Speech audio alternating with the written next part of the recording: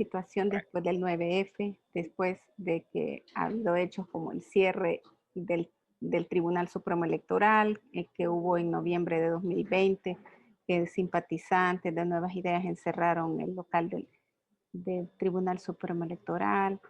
Luego se capturó también la Policía Nacional Civil, capturó a un miembro de la Junta Electoral Departamental de Arena por parte de la policía. Arena lo calificó como un hecho político. Luego el crimen de los militantes del Frente, ¿verdad? El 31 de enero, que es lo último. Y realmente la pregunta es si estos hechos tienen relación o están instigados, digamos, por algún actor político, o cómo describiría, cómo describiría este escenario, estos hechos. Vaya, yo diría que eran previsibles, aunque no específicamente X hecho. Las tensiones, digamos, del ejecutivo con distintos actores institucionales o no, eran previsibles para el periodo 2019-2021, por el hecho de que tenemos separadas las elecciones y el presidente quedó, digamos, en las elecciones de 2019 en una posición de desventaja frente a otros actores en la medida en que uno no tenía su propio partido y el partido con el que compitió no es un partido fuerte, ¿verdad? Digamos, en relación con los dos principales hasta ahora, ¿verdad? Y digo que eso era previsible porque como tenemos separada la elección presidencial de la elección de diputados, va a ser hasta el 28 de febrero en donde podremos darnos cuenta si eso, digamos, si ese tipo de conflictos solo eran para ese periodo, ¿verdad? 2019-2021, o si la conflictividad continuaría posteriormente, ¿verdad? En la medida en que está vinculado, pues, con procesos electorales, las tensiones tenían que ir apareciendo también en el terreno electoral. No solo iban a ser enfrentamientos con la Asamblea Legislativa, donde estaban sus principales adversarios, no solo tendría problemas con la Corte Suprema de Justicia, la Corte de Cuentas o la Fiscalía, que ha tenido enfrentamientos con esas instituciones, el Ejecutivo, sino que justamente por ser en elecciones donde se decide el balance de fuerzas en la nueva legislatura, pues una estrategia de lucha y competencia electoral tenía que ser la confrontación, ¿verdad? Yo no puedo decir hasta dónde todo sigue una línea directriz y hasta dónde hay iniciativas de simpatizantes o de seguidores, ¿verdad? En este tema de tensionamiento entre el Ejecutivo y otros partidos o la autoridad electoral, ¿verdad? Pero ciertamente, una vez que pasen las elecciones, uno podría pensar, bueno, si el resultado que obtienen es el de una mayoría legislativa, pues básicamente yo creo que la tensión va a bajar. Precisamente, a partir de mayo de 2021, Bukele va a tener todo, bueno, más 2/3 partes del poder, creo yo. No sé si decir todo el poder o 2/3 partes. ¿Qué debería hacer Bukele con todo el poder en su gestión económica, en seguridad, en transparencia? Bueno, si el resultado fuera de una mayoría, ya sea de su partido, Nuevas Ideas, junto con Gana, y que le permita tener mayorías calificadas incluso, yo creo que va a estar en una posición de mucha ventaja para poder implementar medidas que vayan a resolver, digamos, los problemas fundamentales de la sociedad salvadoreña. Porque teniendo el apoyo de la Fuerza Armada, de la policía, del la mayoría de la población salvadoreña, sería, digamos, un error no hacer esas cosas. Ningún otro presidente, salvo, podríamos decir, después de los primeros meses del gobierno de Mauricio Funes, digamos, había una correlación muy favorable para él, pero no pudo implementar, por ejemplo, una reforma fiscal progresiva. Por ahí podría empezar el presidente, si teniendo una mayoría legislativa a su favor, cosa que no tenía Mauricio Funes, y con el respaldo, ya digo, de la Fuerza Armada, de la policía, de la mayor parte de la población, con unos medios de comunicación que están al servicio del gobierno, yo creo que sería una fuerza suficiente como para provocar reformas importantes, ¿verdad? La reforma fiscal progresiva, una reforma en materia de pensiones, eh, y habría que ir viendo, por ejemplo, también las que están relacionadas con temas de agua, por ejemplo, o algunas reformas que toquen la Constitución, por ejemplo, si impulsara él la prescripción de los delitos de enriquecimiento ilícito, ¿verdad? O por lo menos que no prescriban a los 10 años, sino que, bueno, a los 25 años, pues, aunque lo mejor fuera que no prescribieran. Digamos, con esa fuerza, él tendría una gran posibilidad de transformar realmente a este país. Pero también existe la otra posibilidad, ¿verdad? Que es que efectivamente vaya por la ruta de mayor continuidad con los gobiernos anteriores en materia de opacidad, de poca transparencia, de mal uso de los fondos públicos, de adopción de medidas de corte neoliberal que profundicen los problemas de desigualdad y exclusión que hay en el país. Y entonces, ahí es por esa ruta, probablemente podría empezar a perder el apoyo del cual goza, ¿verdad?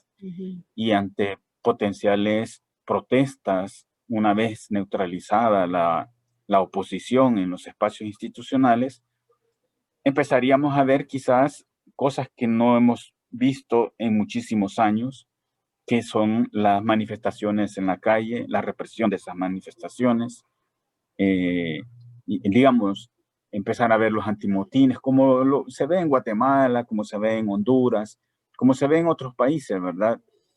Esa sería como los dos escenarios, ¿verdad? Que depende de para dónde él decida inclinar, ¿verdad? Uno podría decir, bueno, entre comillas, era comprensible, y eso que quede bien, entre comillas, era comprensible que él optara por una estrategia de confrontación en estos 2 años, ¿verdad? 2019, 2021, porque estaría buscando acumular la suficiente fuerza para apoderarse, digamos, del control de las instituciones.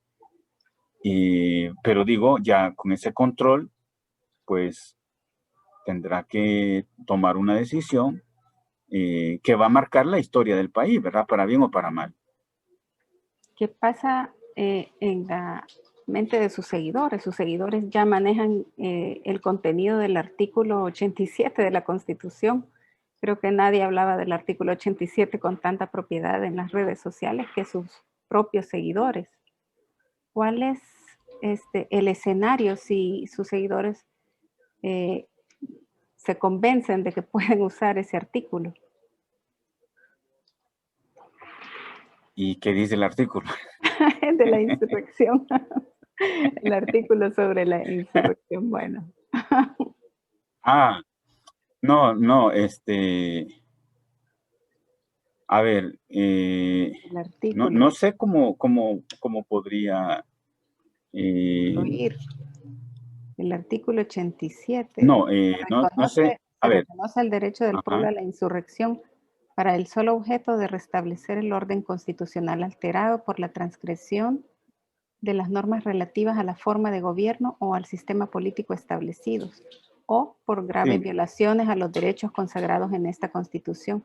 Es el artículo que él estaba citando el 9 El año pasado. 9 de febrero. Sí, digamos, por eso es que me cuesta ver ahora cómo podría ser utilizado eso, porque, digamos, el año pasado, digamos, él lo estaba como invitando prácticamente a la insurrección antes de llegar a la asamblea, ¿verdad? De hecho, casi que iban a eso, ¿verdad?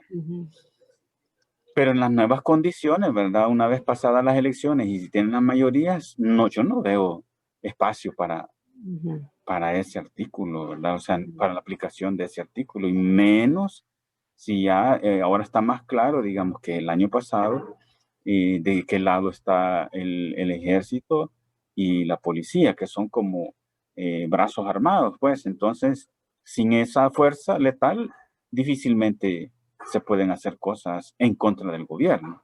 Y, no, y el gobierno ya no tendría tampoco, ¿y contra quién se va a insurreccionar? Pues, ¿verdad? Es decir, no veo yo en este momento espacio para eso. Yo creo que eso fue parte de la estrategia que le acabo de decir, ¿verdad? De enfrentamiento, de confrontación antes de que fueran las elecciones del 28 de febrero. Pero una vez pasadas las elecciones y si se da el resultado que ellos buscan, entonces pienso que lo más probable, ¿verdad? Al menos del 1 de mayo en adelante, cuando ya hayan tomado posesión, es que ese enfrentamiento desaparezca, ¿verdad? De hecho, toda la campaña en relación con la Asamblea Legislativa ha sido la de elegir diputados que trabajen junto con el presidente, ¿verdad? Entonces ya no habría ese enfrentamiento. Probablemente, eso no quiere decir que no hayan otros enfrentamientos, porque le tocaría, digamos, sus relaciones que ahora son conflictivas y no pasan por una elección, su solución no pasa por una elección, es con la Corte Suprema de Justicia, especialmente con la Sala de lo Constitucional, con la Corte de Cuentas y con la Fiscalía, básicamente, ¿verdad? Pero como la Asamblea Nueva es la que nombra a los titulares de esas instituciones, pues por esa vía puede ir resolviendo cualquier tensión que calcule que le estorba en la ejecución de su proyecto. Y en la relación que me dice que le tocaría a la Sala de lo Constitucional, a la Corte, como la Sala de lo Constitucional no va a cambiar su correlación en el futuro inmediato, ¿verdad? Porque están amarrados los magistrados a la Sala de lo Constitucional, no pueden modificarse, una sentencia ya lo dijo, ¿verdad? No pueden trasladarse a otras salas. Entonces, la correlación se mantendría 9 años, ¿verdad? 2018 a 2027, que terminarían las salas. Entonces, No estaría, este escenario sería porque a mí se me ocurre que los magistrados lo que van a hacer cuando vean un decreto que sea sancionado por el presidente y que lo van a declarar inconstitucional, que si lo ven que, que, que contradice la Constitución o entonces se podría ver un escenario de ingobernabilidad en relación con la sala. no, lo que pasa es que primero toca el cambio del presidente del órgano ejecutivo, del órgano judicial, que es el que preside también la sala de lo constitucional. O sea, por esa vía hay un magistrado que va a cambiar en la sala de lo constitucional. Pero en todo caso, teniendo la mayoría calificada, la asamblea nombra a los magistrados y la asamblea puede cambiarlos. Es decir, la asamblea nombra a los magistrados de la corte, los magistrados de la Corte Suprema y de la Corte de Cuentas, y nombra al fiscal y los puede cambiar. Puede argumentar que cualquier cosa. Pero hay una sentencia de la Sala de lo Constitucional anterior, de los Cuatro Fantásticos, que decía que cuando intentaron cambiar a sacar a José Belarmino de la Sala de lo Constitucional, ellos dijeron Benecer a que cambiar, el ¿verdad? periodo, sí, cambiar Ajá. de sala, el periodo de 9 años de cada magistrado tenía que ser en la Sala de lo Constitucional. O sea, si un magistrado es electo para la Sala de lo Constitucional, su periodo lo tiene que iniciar Claro. y finalizar en la Sala de lo Constitucional. O sea, en Los la cuales, sala de lo constitucional. O sea, lo que no podían era cambiarlos de sí, sala. sí, sí, Eso es lo que me está diciendo, sí, pero claro. cambiarlos, o sea, quitarlos, ¿por qué no? Ah, ya lo entendí. Ajá. Ya me entendió. O Sí, sea, veo un es escenario decir, posible de eso. teniendo, ya le dije, teniendo esa correlación de fuerzas a su favor, puede hacer cosas positivas, altamente positivas para el país, pero también podría optar por esa otra vía, ¿verdad? En la que, entre otras cosas, si la sala se le convierte en un obstáculo para llevar adelante su proyecto económico fundamentalmente, pues ¿por qué no cambiar? ¿Por qué no destituirlos? Claro. Ujú. ¿Verdad? Si eso pasara, ¿qué escenario prevé? No, es que yo creo que, repito, ¿verdad? Esto es como mostrar que hay dos caminos. Eso es importante que quede claro, que hay Sí, dos caminos ante el resultado de las elecciones del 28. Uno es aprovechar la mayoría que tiene, más el respaldo del ejército y de la policía, ¿verdad? Para llevar adelante reformas importantes en materia sustantiva, ¿verdad? En materia de, le decía, de una reforma fiscal progresiva que permita incrementar los ingresos del Estado para llevar adelante políticas de mejora en materia de educación, de salud, de vivienda, de trabajo, etcétera. Por otro lado, con esa fuerza puede llevar a cabo reformas que tienen que ver con las pensiones, ¿verdad? Mejorar el tema este de las pensiones. Y ujú, va a tener todo ese respaldo. Siempre tendría gente, grupos que se le opondrían a ese tipo de reformas, que serían, en ese caso de las pensiones, pues la AFP, obviamente, ¿verdad? ujú. Que son los que se han resistido o se resistieron en el pasado. Pero en el pasado, quienes gobernaban no tenían la correlación que hoy va a tener el presidente. Esa es una ruta importante, digamos, esto es, digamos, si se fuera por ahí, ¿no? E incluso si él mismo teniendo esa fortaleza, llevar adelante reformas institucionales que fortalecieran a las instituciones, ¿verdad? Ese sería un gran aporte, un gran legado. Pero si se va por el otro lado, ¿verdad? De utilizar esa correlación para seguir en la ruta que venían los gobiernos anteriores, medidas neoliberales, ¿verdad? Profundización del abuso del poder, teniendo esa concentración. Entonces, no solo puede cambiar a los magistrados de la Corte Suprema de Justicia, sino que seguirá con el fiscal, seguirá con la Corte de Cuentas, porque esas, digamos, quienes en este periodo le han frenado. Ya vimos cómo ha neutralizado al Instituto de Acceso a la Información Pública, ¿verdad? Después vendrá también la neutralización del Tribunal Supremo Electoral, o por lo menos alinearlo a su favor, ¿verdad? Mire, habría que voltear a ver hacia Oriente, en nuestro caso, en nuestro país. Cuando digo hacia Oriente es hacia Nicaragua, ¿verdad? Entonces Ujú. El Salvador podría, en esta otra ruta, adoptar, digamos, el modelo de gobernabilidad que hay en Nicaragua, donde el presidente Ortega controla prácticamente todo el aparato estatal.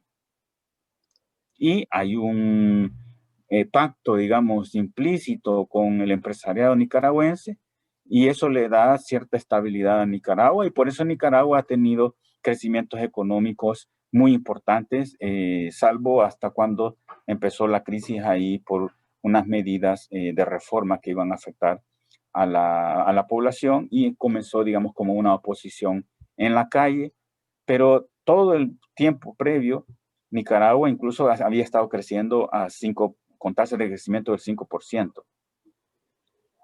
Entonces El Salvador podría, en esa otra vía, optar por un modelo de gobernabilidad un poco más autoritaria, ciertamente, al estilo de Nicaragua, pues. Pero para eso necesita controlar todo el aparato estatal. Ujú. Y tendrá las posibilidades para hacerlo. Y ese modelo perdura pese al oscurantismo que promueve. Bueno, mire cuánto tiempo tiene ya Daniel Ortega de estar en el gobierno. Uh-huh. Uh-huh. Bueno, muchas personas dicen que el domingo se juega la democracia. ¿Usted cree que esto es cierto? Lo que pasa que eso supone que en El Salvador ha habido todo este tiempo un régimen democrático. Y entonces que se pone en juego. Y yo no estoy de acuerdo con esa apreciación.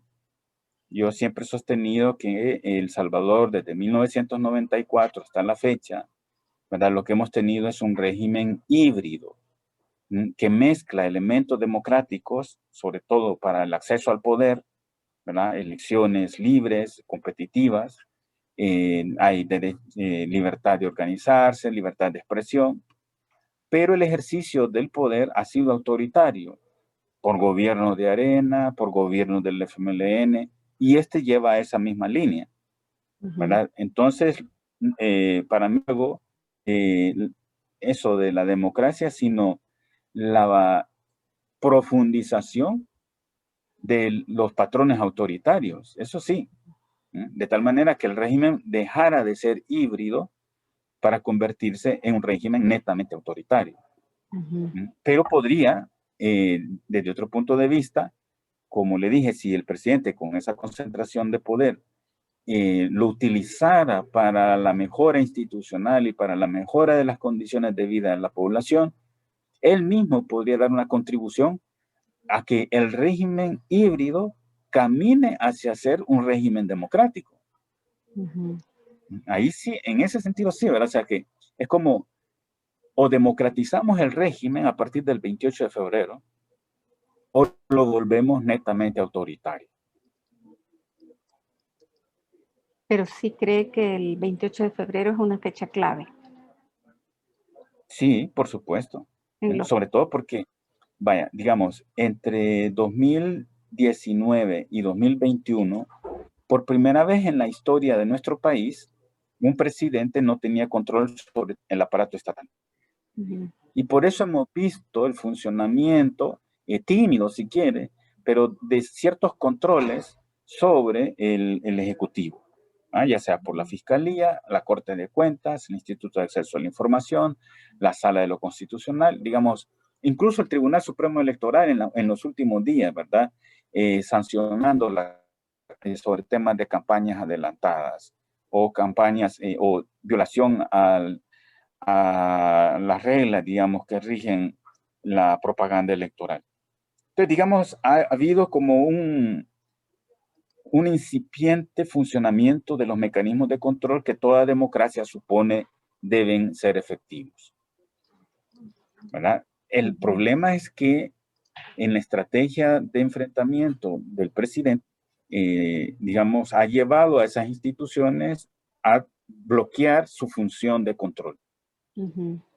Si solo fue una estrategia electoral, qué bien, pero si más bien es la pauta de lo que va a ser una vez tenga la mayoría legislativa, entonces, lejos de democratizar el régimen, estaremos caminando netamente a un régimen autoritario y por eso le ponía el ejemplo de Nicaragua.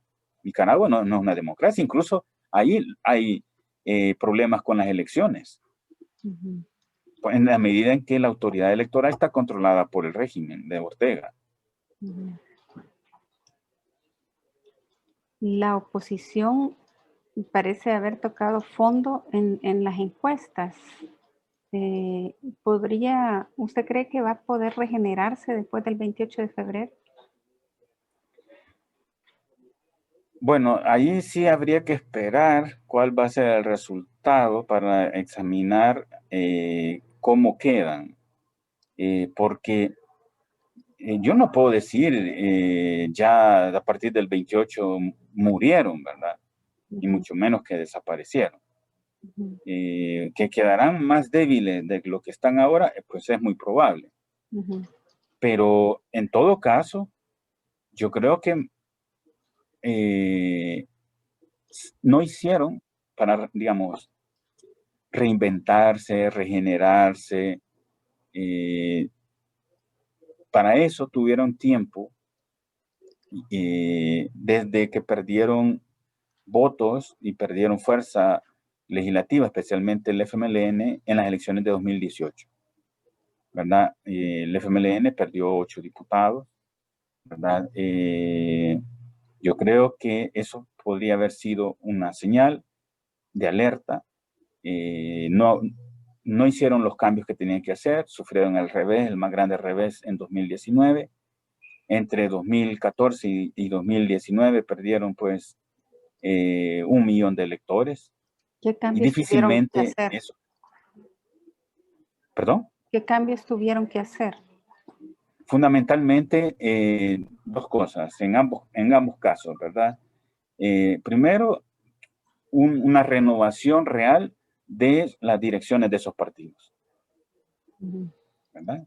Que la asumiera gente que no está vinculada con el pasado corrupto de esos dos partidos, ¿verdad?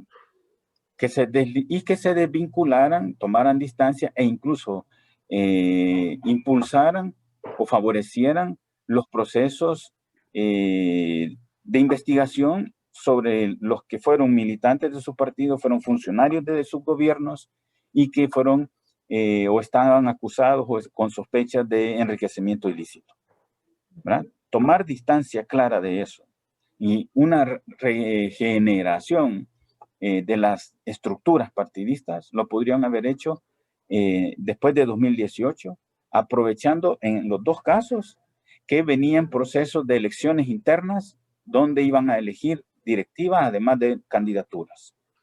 De tal manera que en las candidaturas que hoy hay, no estuviese gente que la población percibe que son los mismos de siempre, ¿verdad? No lo hicieron. Y es difícil que después de que hayan pasado elecciones de 2019, de 2021, vayan a... la gente pues que ha dejado de votar por ellos va a volver a votar por ellos en 2024. Y mucho menos los nuevos electores, ¿verdad? Los jóvenes que de aquí a 2024 van a entrar, van a cumplir 18 años. Yo creo que realmente lo que ha pasado en el país es que el ciclo político que se inició en la década de 1970, donde surgieron esos dos partidos, está llegando a su fin, se está cerrando, y las elecciones, yo creo que las elecciones del 28 de febrero son como el punto de cierre de ese ciclo de 50 años. Si se mantienen esos dos partidos, no van a volver a tener la fuerza que tuvieron. Yo creo que aquí, frente a el bloque, llamémosle así, que apoya al presidente, digámosle el buquelismo, frente al buquelismo, en la medida en que no satisfaga las esperanzas que muchísima gente ha puesto en el gobierno, va a ir surgiendo un bloque anti-Bukele o anti-buquelismo, ¿verdad? En donde a lo mejor Arena y el FMLN, lo que quede de ellos, pues podrá participar, pero habrán otras fuerzas y quizás probablemente surja, no digo que ya, pero digamos es lo normal, ¿verdad? Siempre hay oposición a los gobiernos y aunque tome su tiempo, yo creo que va a haber nuevas expresiones políticas en la medida en que ni Arena ni el FMLN pudieron regenerarse. ¿Y cómo cambia, dentro de lo que me estaba describiendo, cómo cambia el mapa ideológico? ¿Todavía se mantiene siempre la confrontación, la polarización por izquierdas o derechas? ¿O ha cambiado esa forma? Porque me decía el buquelismo, el antibuquelismo. Sí. ¿Qué sí, es eso? Yo creo es que eso es como el orteguismo y el antiorteguismo, ¿verdad? Es como el chavismo y el antichavismo, ¿verdad? Es decir, en la medida en que el gobierno está personalizado en un pequeño grupo, en una persona o un pequeño grupo, ¿verdad? Frente a eso, no, y ese grupo, digamos, no lo puede usted clasificar como en esas coordenadas de izquierda a derecha. Bueno, si lo ponemos así, le va a salir que es de centro, ¿verdad? La mayoría de gente lo ubica en el centro, en Nuevas Ideas, ¿verdad? Entonces, frente al centro, no tiene usted más que, digamos, oposiciones desde la izquierda y desde la derecha, ¿verdad? Entonces, pero no tiene sentido, digamos.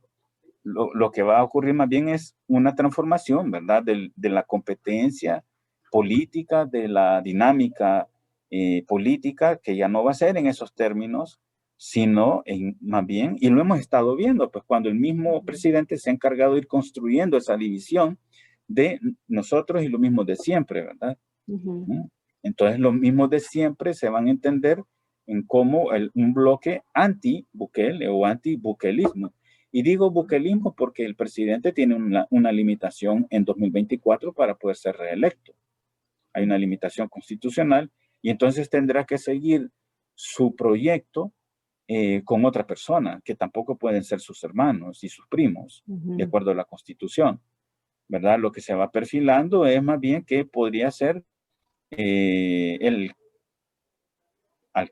nuevo alcalde de San Salvador, si gana Mario Durán, ¿verdad? Entonces, en esa medida es que se puede hablar de bukelismo sin Bukele, ¿verdad? Es decir, continúa el proyecto, aunque él ya no sea el presidente. Entonces, la oposición, ¿verdad? Va a ser en esos términos, hasta que, digamos, bueno, ahí ya estamos hablando de saber qué puede pasar en 10 años, ¿verdad?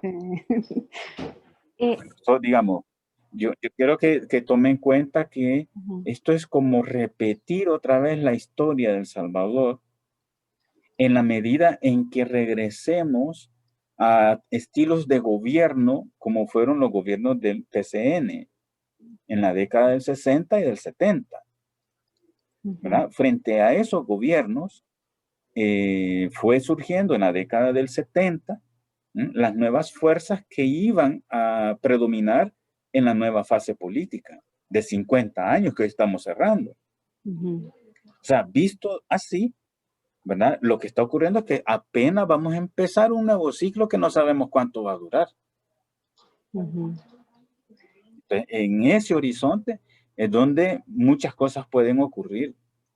Muchos, digamos, realineamientos, reestructuraciones. Es difícil prever en este momento qué es lo que vaya a ocurrir, ¿verdad? Mejor dejémoslo como, estos son los dos escenarios posibles, los que le planteé, ¿verdad?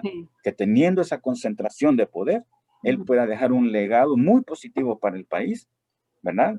Está en su opción hacerlo, pero también él se puede ir por la otra ruta que nos lleve más a como está en Nicaragua. Y bueno, ahí la estabilidad del régimen va a depender del desempeño económico en lo fundamental. Porque la gente en su mayoría está dispuesta a ceder espacios democráticos, digamos, de libertades civiles a cambio de mejora en las condiciones de vida. Y ya sabemos que hay regímenes autoritarios, mire China, ¿verdad? Que logran sacar a millones de personas de la pobreza. ¿Verdad? Entonces, si lograra, vamos a decir, si opta por irse, por concentrar más poder, por cerrar espacios democráticos, libertades civiles, la única manera de garantizar su estabilidad va a ser generando mejores condiciones de vida, ¿verdad? Para la población. Y eso supone tasas de crecimiento económico y una distribución de la riqueza de tal manera que llegue hacia los sectores menos favorecidos. Ya no solo repartir paquetes alimentarios. No. Es que eso ni siquiera es sostenible en el tiempo, ¿verdad? O sea, en realidad no puede pasarse, digamos, el país no tiene una fuente de ingreso para estar permanentemente con ese tipo de programas asistenciales, ¿verdad? Tiene que, por necesidad, a través de políticas fiscales, ¿verdad? Producir una redistribución, ¿verdad? Y bueno, ahí quedan abiertas las incógnitas de si estará dispuesto a hacerlo, si le van a dejar, digamos, los sectores, como le llaman, los poderes fácticos, ¿verdad? Si va a afectar a las transnacionales o no las va a afectar, ¿verdad? Ahí tenemos esos problemas. Mire, tengo que parar, ahí está. Ok, ok. Todavía no era la llamada. Estas alarmas, no, solo 2 preguntas Y más. por eso salgo corriendo, porque por si es la llamada que estoy esperando, pero No, está bien. no es. Mire, ¿cómo va a influir la administración Biden en todo esto, en la ruta que tome Bukele? Bueno, ese puede ser un factor que contribuya a que la ruta sea la positiva, llamémosle así, ¿verdad?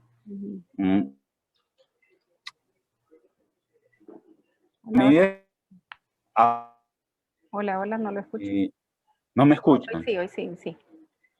En la medida que el gobierno nuevo de los Estados Unidos condicione, digamos, su ayuda a un tipo de gestión transparente y dentro del marco institucional, pues ese será un límite para que el presidente se vaya en la ruta por la vía Nicaragua, digamos. Pero, pues habrá que ver realmente hasta dónde el presidente esté dispuesto a soportar que le pongan límites. Porque ahí hay un tema, ¿verdad? Que yo no podría decir al respecto, ¿verdad? No lo hemos visto. Es una novedad que está ahí. Estados Unidos tiene suficiente fuerza, ¿verdad? Para empujar, pero no sabemos cuál puede ser, si tiene cartas escondidas. No sabemos cómo otros países podrían tratar de influenciar al presidente a su favor, digamos China o países asiáticos, Qatar, por ejemplo. No sabemos, digamos, hasta dónde el presidente estaría dispuesto a tensar un poco la relación, sabiendo que al final de cuentas Estados Unidos tampoco quiere perder a El Salvador, digamos, ¿verdad? O sea, y hay un tema de negociaciones, ciertamente. Pero no hay duda de que es un factor que va a jugar, quiere ser o no, a empujar a El Salvador por la vía más, llamémosle así, ¿verdad? De fortalecimiento institucional, y que podría ser un obstáculo, un retén, digamos, para que el presidente no tome la vía de Nicaragua. Ahí creo yo que hay 2 cosas que tenemos que esperar para dar más elementos. Uno es la publicación de la lista Angel, ¿verdad? Para ver quiénes son los más buscados, entre comillas, ¿verdad? Quiénes son los que ingresan en esa lista, los que pasan a la lista de corruptos, indeseables para los Estados Unidos, y si aparecen funcionarios de su gobierno o no, o incluso él mismo. Habrá que esperar, ¿verdad? Y segundo, hay una demanda de extradición de unos cabecillas de una de las pandillas, ¿verdad? Por parte de los Estados Unidos. Y bueno, si es cierto, lo dejo así, si es cierto, o si nos atenemos a la versión esta de una negociación entre el gobierno y esa pandilla para bajar los homicidios, ahí hay un problema de hasta dónde el presidente va a extraditar, ¿verdad? Aunque no es él, le toca a la corte la que autoriza, pero como antes hablamos de que la corte puede cambiar en su configuración, pues son como para mí dos momentos o 2 decisiones importantes que sí nos van a ir marcando claramente si el presidente es limitado en su acción, en sus tendencias autoritarias por el gobierno de los Estados Unidos o no. Ahorita yo no podría decir qué tanto puede pesar, pero que tiene un peso, definitivamente. Ok. La otra pregunta tiene que ver con el sistema de cocientes y residuos. Hay mucha gente que es bien optimista con el porcentaje que saca nuevas ideas y otra gente dice, no, puede ser que la encuesta diga 70%, pero no significa que ese 70% se traslade automáticamente a la cantidad de escaños por el Sí, sistema de conciertos sí. y residuos. ¿Cómo lo ve esto usted? Vaya, mire, definitivamente no es así, de que 70% de preferencia, 85%, lo que sea, y entonces ese porcentaje de escaños. Eso no es así, no solo por el sistema de residuos, sino porque las encuestas que se hacen o que se han hecho son encuestas nacionales, en el sentido de que la muestra es una muestra nacional y no es una muestra de los que van a ir a votar, que es distinto, ¿verdad? Entonces ahí hay dos elementos que hacen que no necesariamente lo que muestran las encuestas se traduce en la repartición de escaños. Lo cual no quiere decir, ¿verdad?, que no se pueda dar una mayoría, incluso calificada, ya sea por un solo partido o Nuevas Ideas y Gana. ¿Por qué? Porque siempre hay, digamos, hay que tomar en cuenta la posibilidad de que ocurra una elección excepcional, que se sale de la norma, ¿verdad? Vamos, por decirlo de una manera, en condiciones regulares, es decir, elecciones que repiten el patrón de elecciones anteriores, ya sea en niveles de participación, en distribución de los escaños, ¿verdad? Y eso es lo que hemos tenido desde 1994 hasta la fecha, elecciones que más o menos sale la misma asamblea, ¿verdad? La misma distribución, pero siempre hay una elección, la posibilidad de que ocurra una elección que se sale de esa norma.